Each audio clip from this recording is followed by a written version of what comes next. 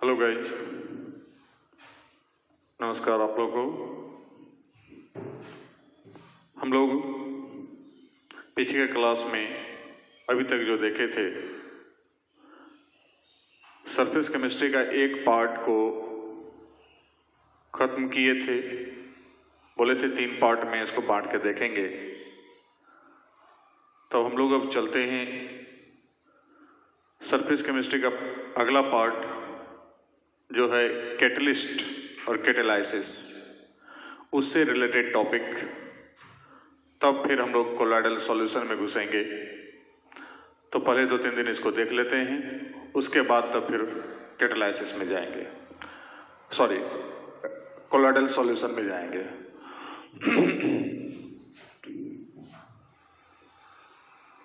तो हम लोग देखते हैं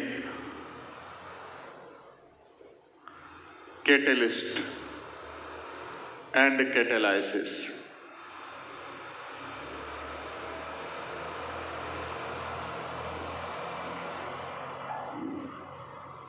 तो कैटेलिस्ट या कैटेलाइसिस क्या है?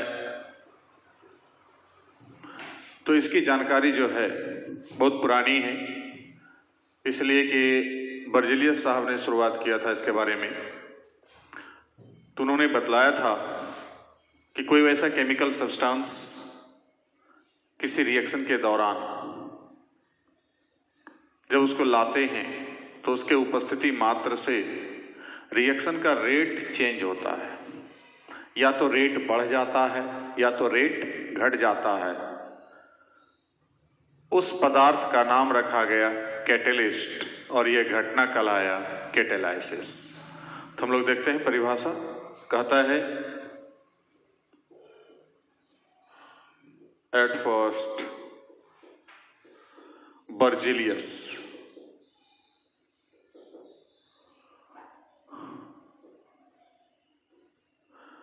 gave knowledge about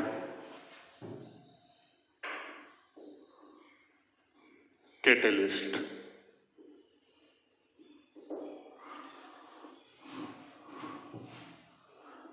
That chemical substance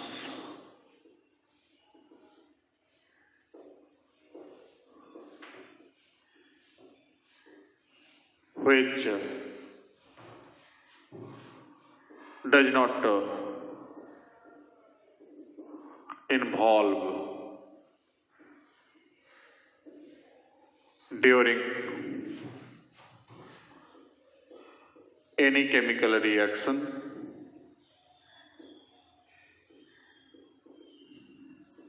but changes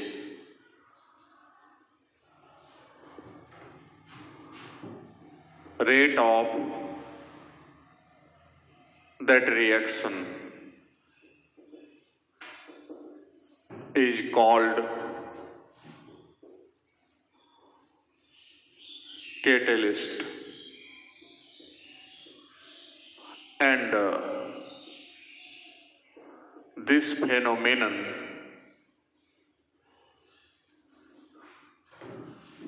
is called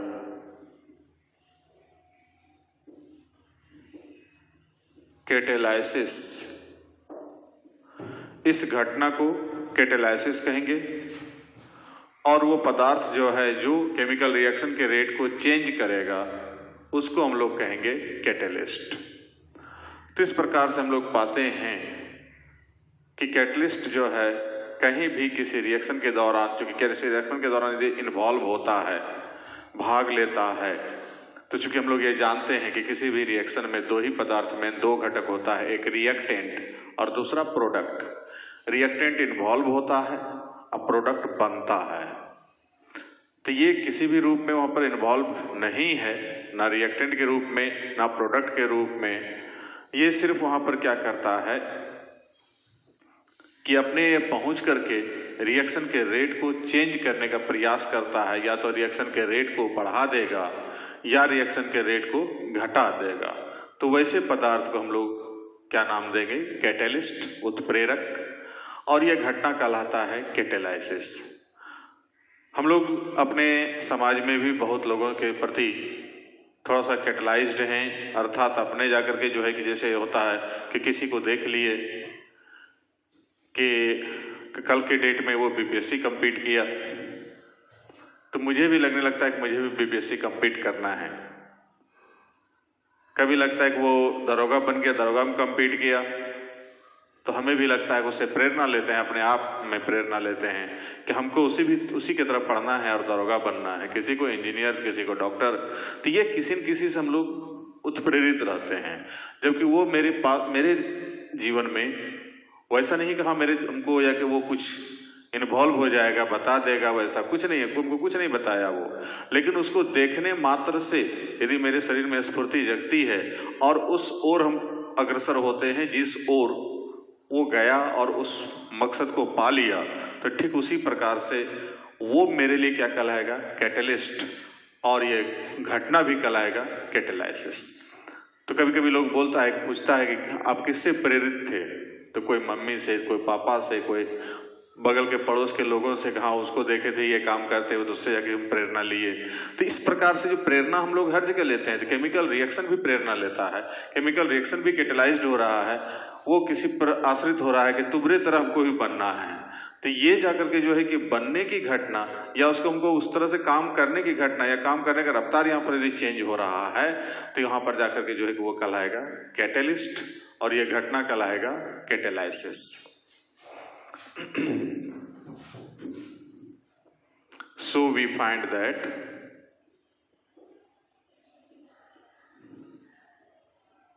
catalyst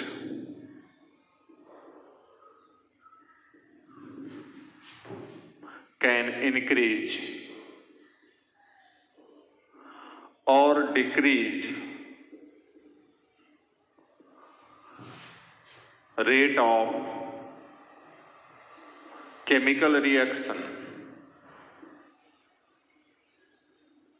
तो ये केमिकल रिएक्शन के रेट को या तो बढ़ा सकता है या घटा सकता है, क्योंकि चेंज कर रहा है तो इसका मतलब घटा भी सकता है और बढ़ा भी सकता है, ये दोनों कार्य कर सकता है।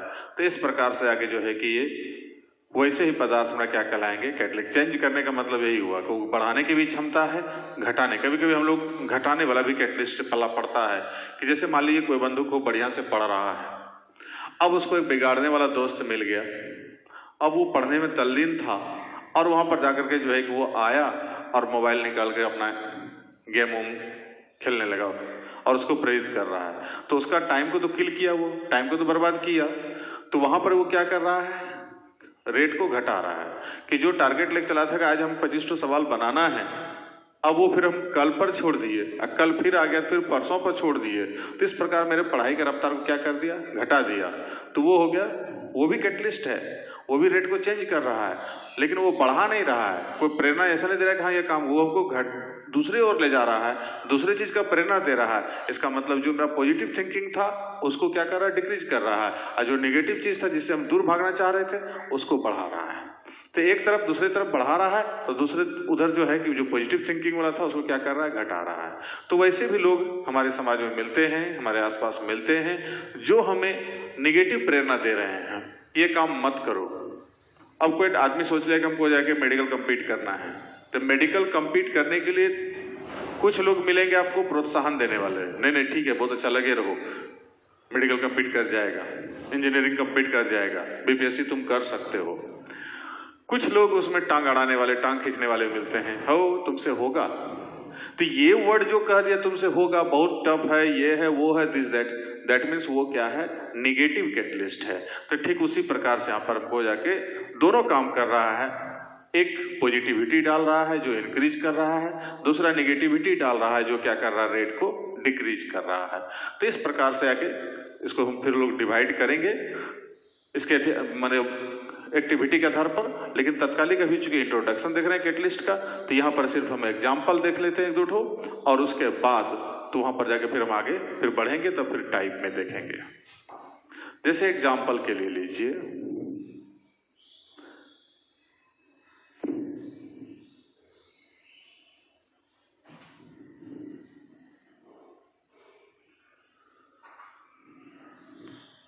कि जैसे मान लीजिए हम लोग लेते हैं KClO3, यहां विदाउट कैटेलिस्ट है।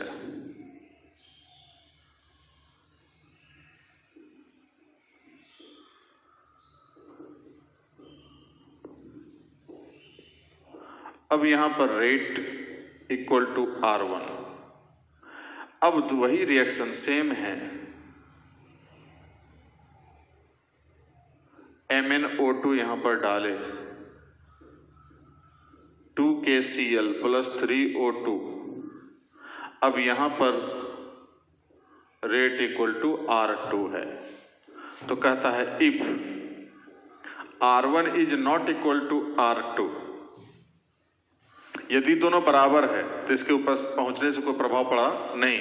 लेकिन यदि ये दोनों बराबर नहीं है, ये बड़ा है या ये बड़ा है, ये छोटा है या तो ये छोटा है, दोनों में से कोई एक बड़ा कोई एक छोटा होगा, तो कहता है तब then MnO2 will be catalyst. कि इसके उपस्थिति मात्र से रेट या तो बढ़ रहा है या घट रहा है, इसका मतलब ये क्या है, कैटेलिस्ट। लिखिए पहले,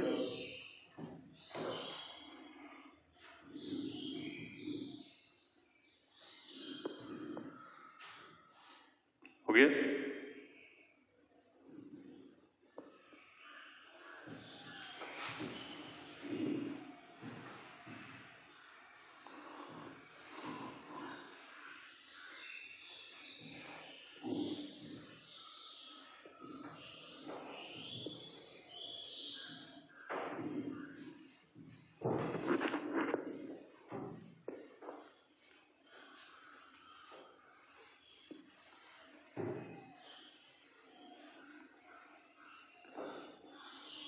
और एग्जाम्पल देखते हैं एक दो।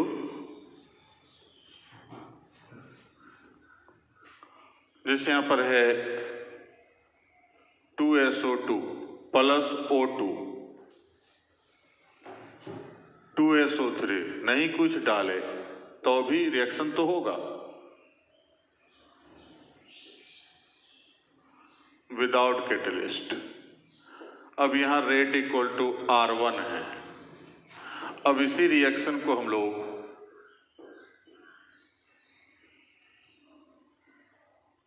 In the presence of NO, अब यहां पर रेट इक्वल टू R2 है, तो if R1 is not equal to R2 then NO nitric oxide it will be catalyst. Similarly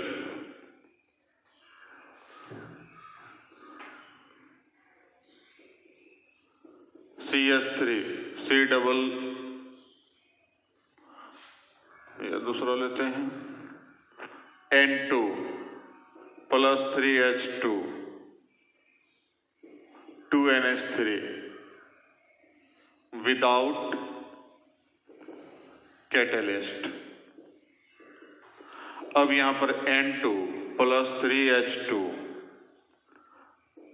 Fe डाल दिए यहां पर, और यहां पर रेट देखते हैं R2 है, सेम रेट नहीं है, तो कहता है if R1 is not equal to R2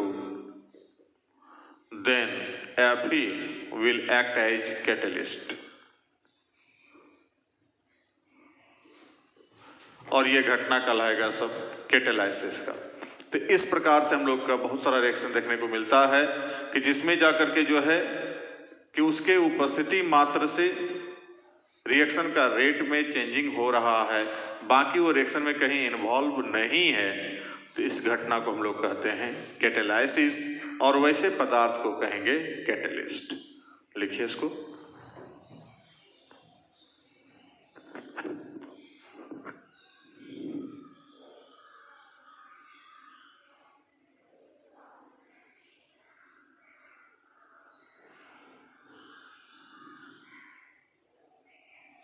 गया। अब हम लोग देखते हैं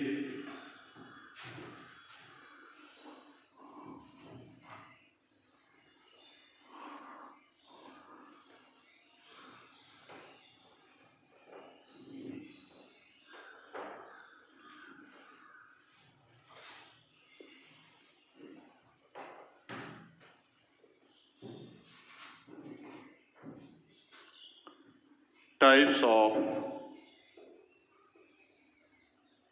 catalysis.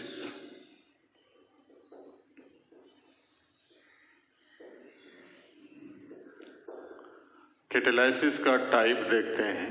It has following types. पहला number homogeneous catalysis.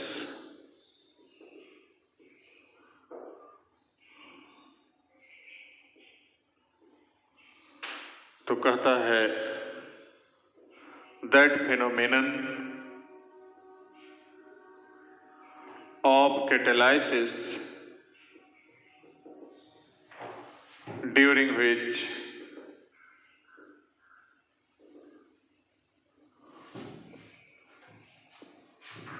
physical state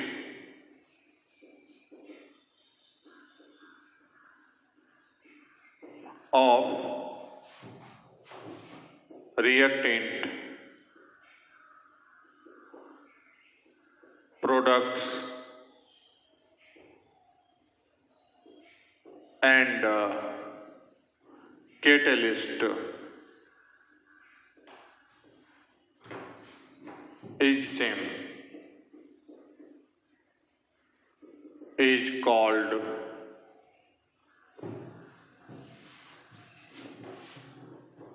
homogeneous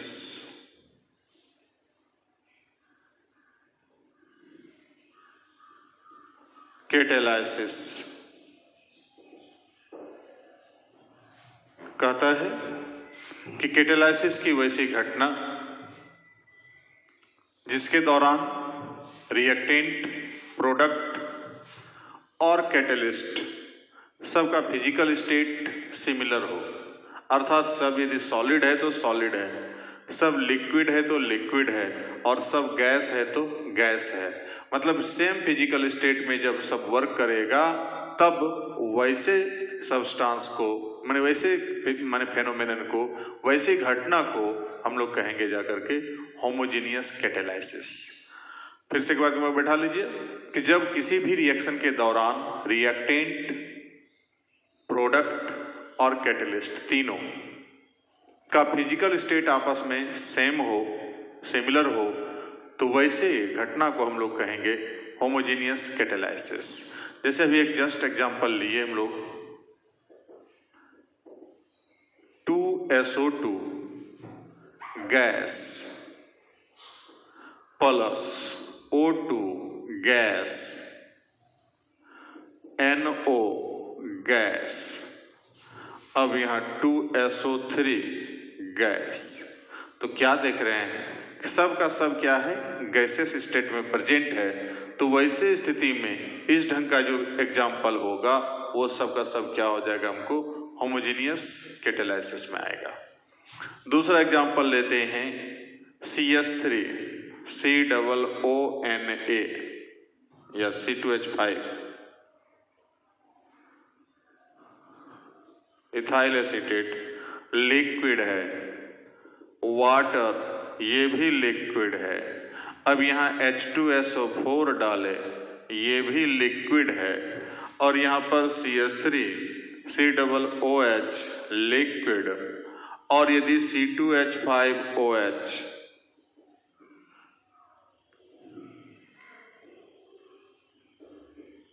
यदि लिक्विड है, तो टोटल यदि लिक्विड स्टेट में है या टोटल यदि गैसेस स्टेट में है, तो सेम फिजिकल स्टेट में यदि सब प्रेजेंट रहे तो उसको हम लोग कहेंगे होमोजीनियस कैटालाइसिस। ये घटना कहलाएगा होमोजीनियस कैटालाइसिस। लिखिए इसको,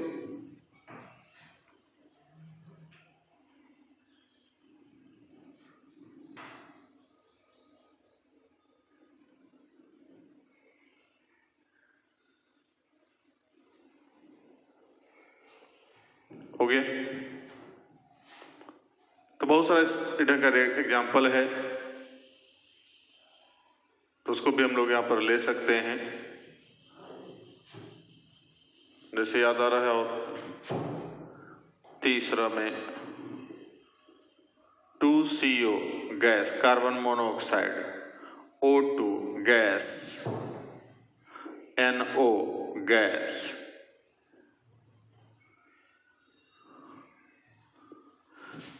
जैसे यहां पर हम लोग ले लें शुगर C12H22O11।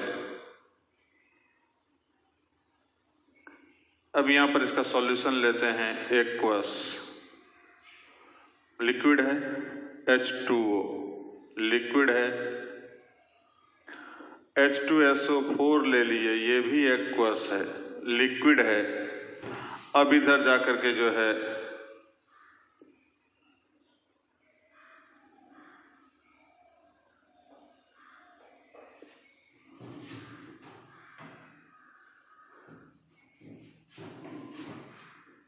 C6H12O6 ग्लूकोज, ये भी एक्वस सॉल्यूशन इसका बना जाए। C6H12O6 फ्रुक्टोज, ये भी एक्वस बन रहा है। जलीय घोल लेते हैं इसका, और ये भी जलीय घोल ही बन रहा है विघटन के पश्चात, और यहां भी खुद जलीय घोल लेते हैं H2SO4 का। तो सब का सब सेम फिजिकल स्टेट में है।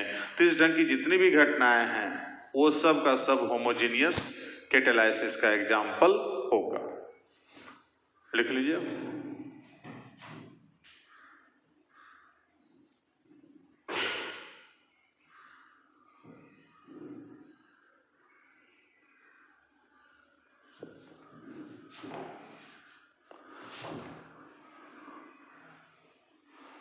तो हम लोग अभी होमोजेनियस कैटालाइसिस देख रहे थे, अब इसी का थ्योरी देखते हैं हम लोग।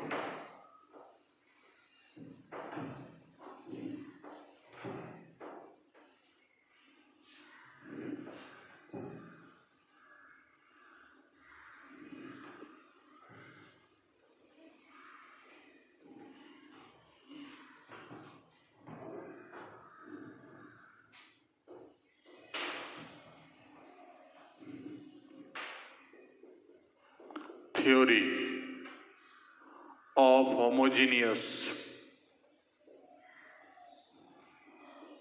catalysis.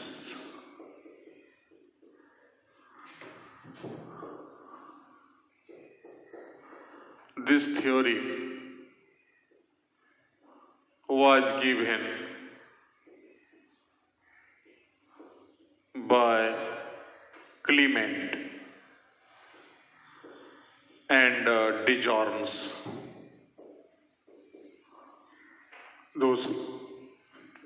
दो बंदे यहाँ पर हैं, डिजॉर्म्स और क्लीमेंट। इन्होंने थ्योरी दिया था 19th सेंचुरी के प्रारंभ में, फर्स्ट दशक में दिया था इन्होंने।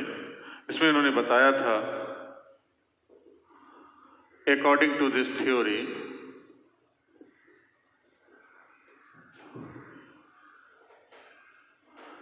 catalyst and reactant molecule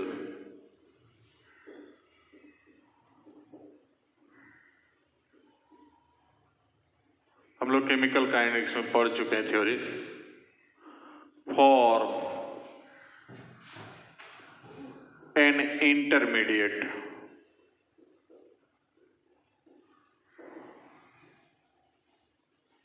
as excited state.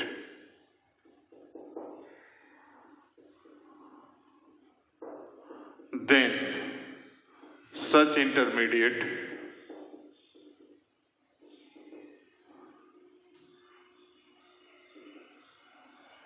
gives product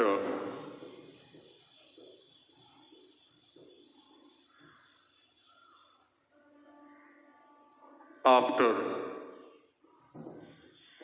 releasing catalyst, catalyst को मुक्त कर देगा और फिर प्रोडक्ट बना देगा।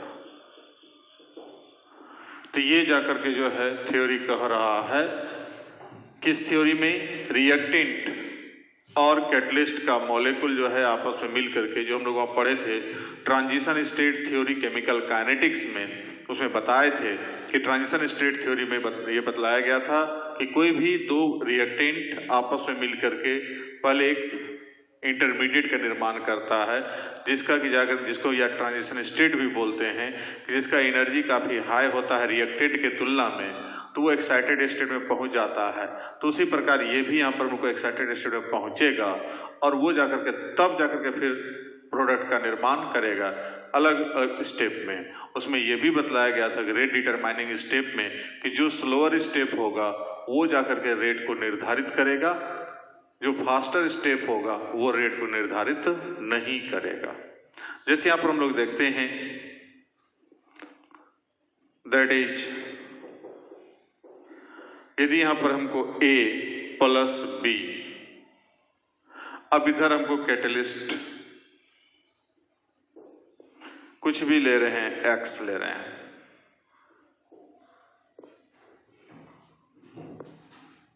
प्रोडक्ट AB बना रहा है, तो ये रिएक्टेंट, ये प्रोडक्ट, अब इसका स्टेप फर्स्ट मैकेनिज्म जब देखते हैं तो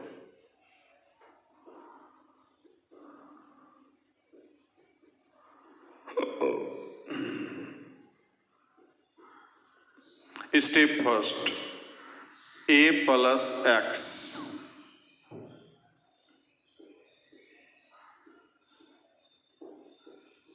स्लो स्टेप। अब यहां पर ये इंटरमीडिएट बन गया, स्टेप 2। X क्या था, कैटलिस्ट था और A रिएक्टेंट था, दोनों मिलकर मैंने बना दिया इंटरमीडिएट। अब ये AX रिएक्शन करेगा B के साथ और तब फिर ये फास्ट स्टेप है। अब यहां पर जाकर के जो है कि ये AB बनाएगा प्रोडक्ट, अब प्लस X को रिलीज कर दिया, तो ये है प्रोडक्ट जो अभी जस्ट बोले आफ्टर रिलीजिंग कैटलिस्ट, कैटलिस्ट को रिलीज कर दिया। यहां जो बोले कि according to this theory catalyst and reactant molecules form an intermediate, एक इंटरमीडिएट बनाया जो एक्साइटेड स्टेट में है। अब ये एक्साइटेड स्टेट में है, वो रिएक्शन फिर किया अगला जो बचा हुआ है उसके साथ, तो यहां प्रोडक्ट तो बना दिया और साथ में क्या बनाया, कैटलिस्ट बनाया। देयरफॉर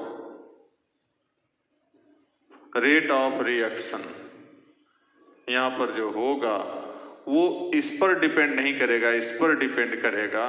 तो यहां पर हो गया A इंटू X। चलिए लिखिए इसको।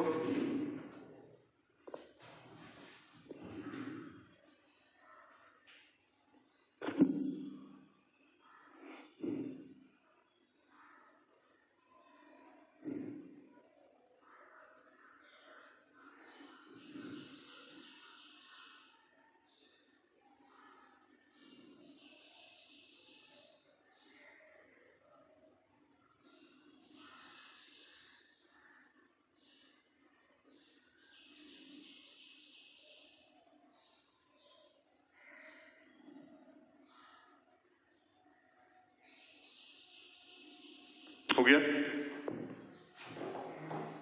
अब हम लोग इसका एग्जाम्पल सहित देखें, तो मैकेनिज्म देख लिए थ्योरेटिकल रूप में।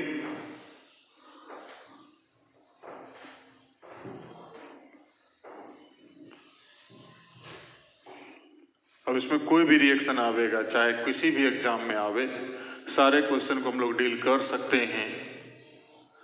ओनली फिर सिर्फ बिहार बोर्ड नहीं, और भी अदर एग्जाम में, कोई भी कॉम्पिटिटिव एग्जाम है, सब में आपको इसको डीलिंग कर सकते हैं। चलिए एग्जांपल देता हूं मैं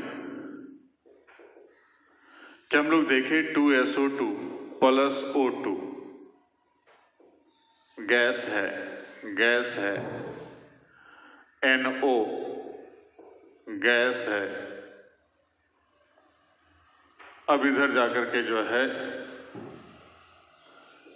2SO3 गैस बना। अब इसका मैकेनिज्म देखते हैं। तो अभी जस्ट बोले कि रिएक्शन करेगा, रिएक्टेंट, एक रिएक्टेंट रहेगा, एक कैटलिस्ट रहेगा। तो SO2 प्लस NO, या इसका हम रिएक्शन इसके साथ करावे, NO प्लस O2 2NO2। अब यहां पर ये इंटरमीडिएट का काम करेगा। ये स्लो स्टेप है, स्टेप फर्स्ट। अब इसके बाद स्टेप 2। अब यही NO2 रिएक्शन करता है SO2 के साथ। तो SO2 प्लस NO2 तो SO3 प्लस NO। अब यहां पर फास्ट स्टेप है। अब उसके बाद यहां पर देखते हैं, ये तो बना प्रोडक्ट और ये फिर मुक्त हो गया कैटलिस्ट। जैसे उसमें देखे तो उसी तरह से। देयरफॉर रेट ऑफ रिएक्शन, या हम लोग पहले ओवरऑल रिएक्शन देखें, उसको जोड़ेंगे तो ओवरऑल रिएक्शन क्या आएगा।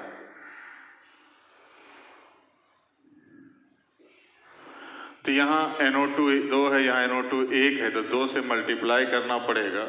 इसको 2 से मल्टीप्लाई, इसको 1 से, तो कैंसिल हो जाएगा। अब बचा यहाँ पर मेरा क्या, 2NO प्लस NO भी दोनों कैंसिल हो जाएगा। तो बचा क्या, 2SO2 प्लस O2 2SO3। चूंकि NO दोनों साइड है, इधर भी रिएक्टेंट के रूप में भी है, प्रोडक्ट के रूप में है, इसका मतलब NO क्या है, कॉमन है कैटलिस्ट के रूप में। कैटलिस्ट रिएक्टेंट प्रोडक्ट दोनों के रूप में काम दिखलाई झलक रहा है। तो यहाँ कैटलिस्ट के रूप में यह काम कर रहा है और 2SO3 बन रहा है। तो इस प्रकार से हम लोग का ये रिएक्शन कंप्लीट हुआ। फिर समझ लीजिए कि NO, ये जो NO है कैटलिस्ट, और ये O2 रिएक्टेंट, दोनों मिल के पहले इंटरमीडिएट बनाया। अब ये इंटरमीडिएट फिर अटैक किया रिएक्टेंट के साथ। अब उसके बाद इधर प्रोडक्ट बना प्लस कैटलिस्ट बना। तो इस प्रकार से हम लोग यहाँ पर देख रहे हैं कि इस रिएक्शन ओवरऑल देखते हैं, फिर वही है मैकेनिज्म। रेट ऑफ रिएक्शन देखेंगे तो रेट ऑफ रिएक्शन इस पर डिपेंड करेगा, इस पर डिपेंड नहीं करेगा। ठीक है, तो वैसे कंडीशन में जाकर के जो है कि हमको यहाँ जो रिएक्शन थी हो जाएगा। क्योंकि कैटलिस्ट रिएक्शन में भाग लेता नहीं है, इसलिए उस पर तो डिपेंड ऑटोमेटिकली नहीं करेगा। तो वहां पर जाके जो सिर्फ O2 प्रभावित कर रहा है, SO2 इसके रेट को प्रभावित नहीं कर रहा है। तो इसलिए वहां पर जो कि बताए थे स्यूडो ऑर्डर रिएक्शन की मोलिकुलरिटी दिखला रहा है कि 2 और 1 3, जबकि ऑर्डर दिखलाई पड़ेगा 1। तो इसका मतलब वहां पर हो गया कि ये जाकर के SO2 के मोलर सांद्रण पर उसका रेट डिपेंड नहीं करता है, क्योंकि ये फास्ट स्टेप है और ये स्लोअर स्टेप है। तो वैसे स्थिति में रेट इस पर डिपेंड करेगा, इस पर डिपेंड नहीं करेगा। लिखिए इसको।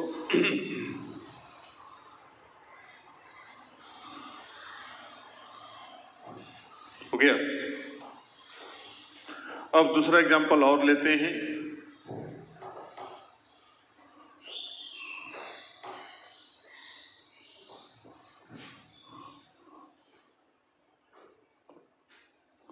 नंबर 2 C2H5OH, तो इथाइल अल्कोहल है। अब इधर H2SO4, ये भी लिक्विड, ये भी लिक्विड। इधर बनता है C2H5OC2H5 डाई इथाइल ईथर। ये भी बनता है लिक्विड।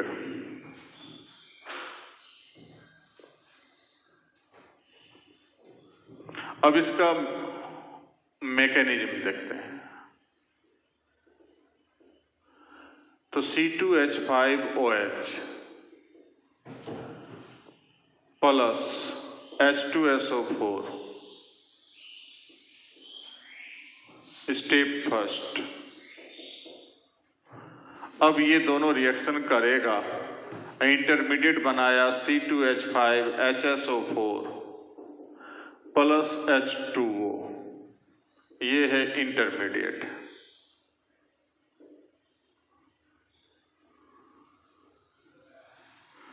अब फिर स्टेप 2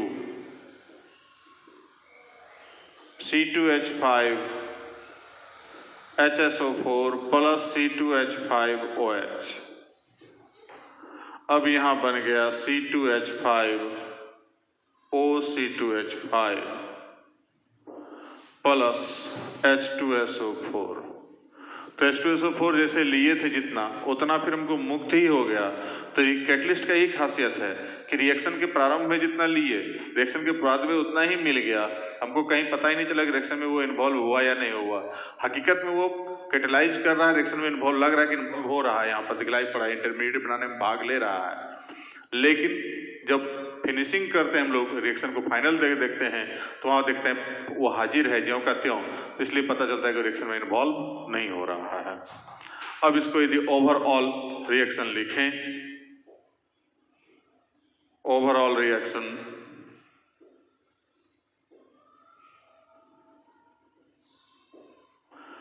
तो इथाइल अल्कोहल 2 ठो, 2C2H5OH, ये तो कैंसिल हो जाएगा। अब इधर C2H5OC2H5 प्लस H2O, H2SO4 दोनों साइड है तो यहाँ H2SO4 कॉमन हो गया कैटलिस्ट के रूप में। तो यहां भी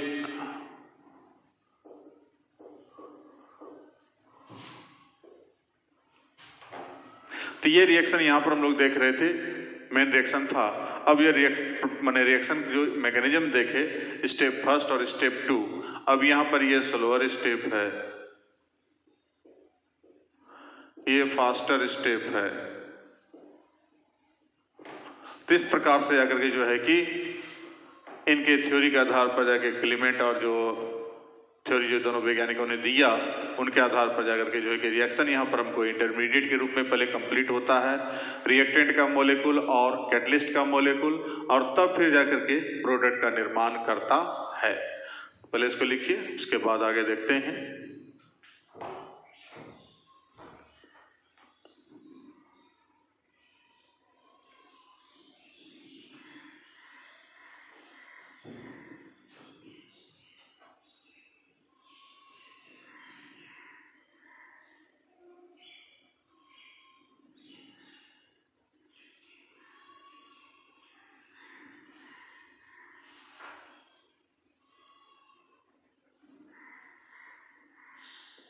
हो गया?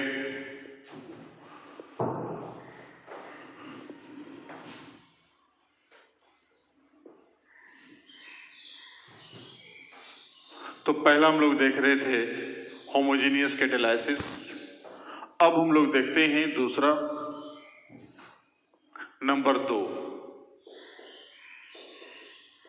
Heterogeneous catalysis.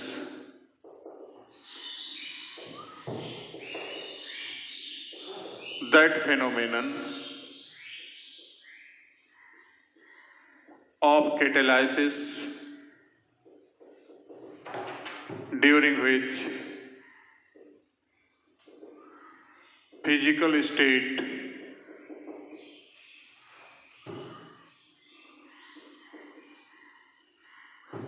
of reactants, products and catalyst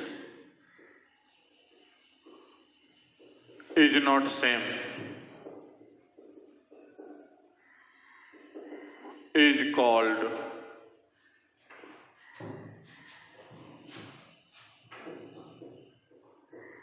heterogeneous catalysis.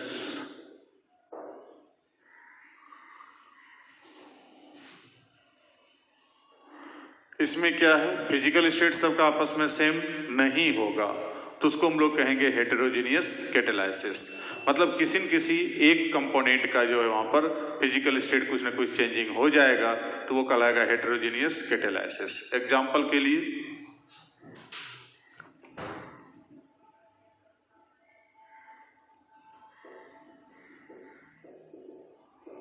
जैसे N2 गैस है, 3H2 गैस है। अब यहां पर Fe जो कैटलिस्ट लिए सॉलिड है और 2NH3 गैस बना। तो यहां ये गैस है, ये सॉलिड है, ये गैस है, तो चेंजिंग है। दूसरा 2KClO3 सॉलिड है,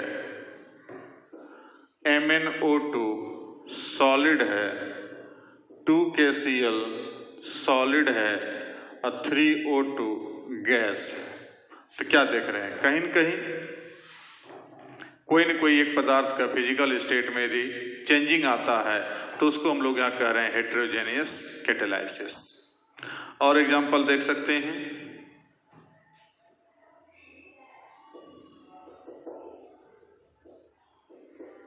four NH3 gas, 5O2 gas,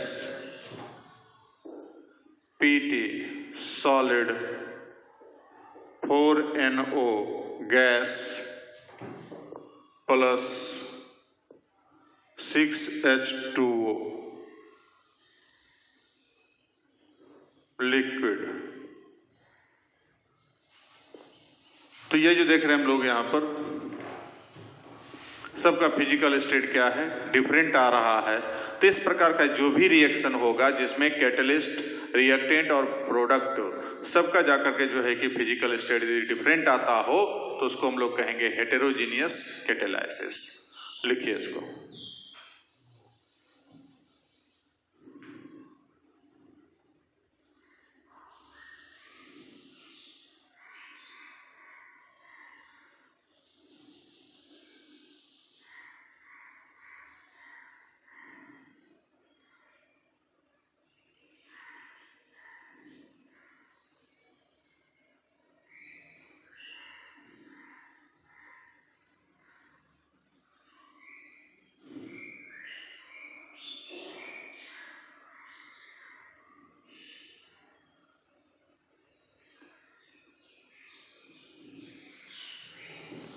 हो गया। इस प्रकार से आगे जो है कि हम लोग यहां पर देखें हेटेरोजीनियस कैटालाइसिस। अब अगले क्लास में हम देखेंगे इसका जाकर के जो है कि थ्योरी थोड़ा लंबा है। इसमें दो टाइप का थ्योरी दिया गया है, ओल्ड थ्योरी कुछ और कह रहा है, मॉडर्न थ्योरी कुछ और कह रहा है। तो उसको दोनों को हम लोग मिला के देखेंगे अगले क्लास में कि थ्योरी ऑफ हेटेरोजीनियस कैटालाइसिस। अभी तक होमोजीनियस का कैटालाइसिस का थ्योरी हम लोग देखे थे, अब हेटेरोजीनियस का कैटालाइसिस का थ्योरी देखेंगे, तब इसके बाद फिर आगे बढ़ेंगे। तब तक के लिए थैंक यू।